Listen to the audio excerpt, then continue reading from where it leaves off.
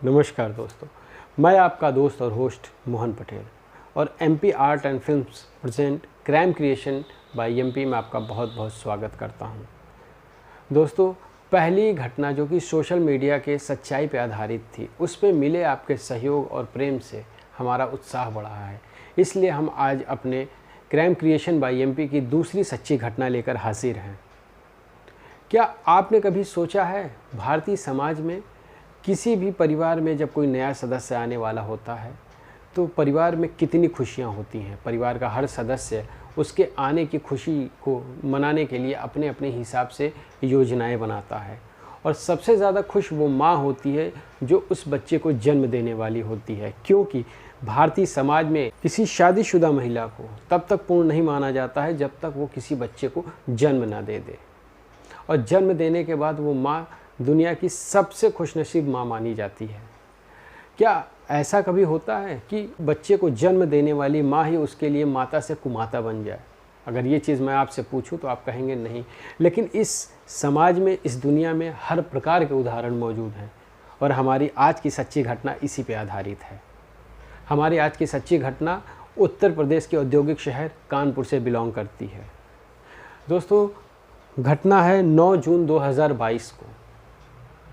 Kanpur central railway station का platform number 1।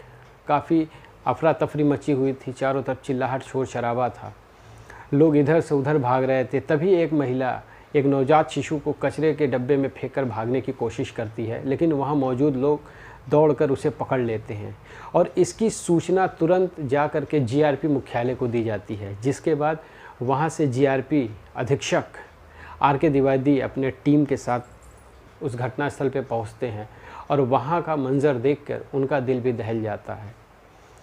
सबसे पहले वो पोस्टमार्टम के लिए नवजात शिशु का शव लेकर पोस्टमार्टम के लिए हॉस्पिटल भिजवाते हैं। उसके बाद मौजूद महिला को हिरासत में लेकर सख्ती से पूछताछ करते हैं तो पता चलता है कि वो महिला मानसिक रूप से विक्षिप्त है और वो हरदोई के संडीला की रहने वाली है और उसका नाम मंजू राठौर है।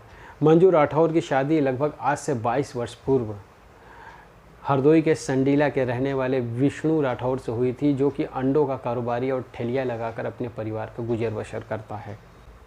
मंजू राठौर जो कि मुख्यतः उत्तर प्रदेश की राजधानी लखनऊ के मलिहाबाद की रहने वाली थी। शादी के बाद इन दोनों का गुजर बसर ठीक ठाक हो रहा था।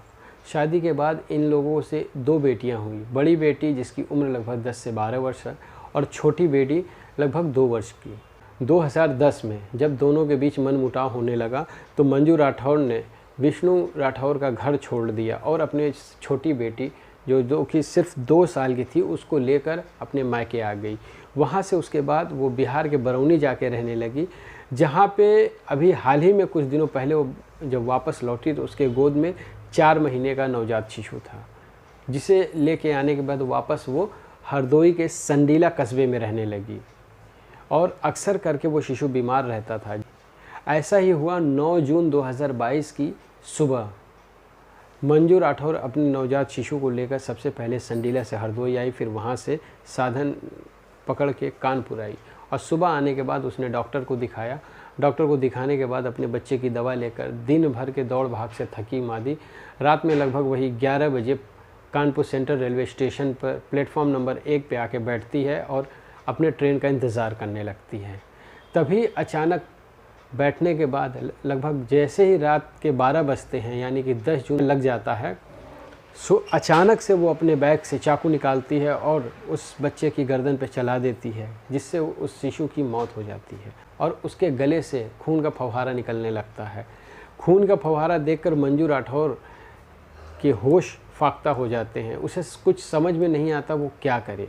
उसके बाद वो बगल में ही मौजूद कचरे के डिब्बे में शिशु के शव को फेंककर भागने की कोशिश करती है। तब तक वहाँ मौजूद लोग उसे दौड़ा के पकड़ लेते हैं। जैसे ही ये सूचना जीआरपी मुख्यालय में दी जाती है तो वहाँ के जीआरपी अधीक्षक आर.के. द्विवेदी अपनी टीम के साथ पहुंचकर सबसे पहले शिशु के शव को पोस्टमार्टम के लिए भिजवाते हैं और महिला को हिरासत में लेकर सख्ती से पूछताछ करने के बाद ये सारी सूचनाएं सामने आती हैं और इसके बाबत जब उसके पति विष्णु राठौर से संपर्क किया जाता है तो इस मामले में उसने कोई भी कमेंट करने से मना कर दिया है।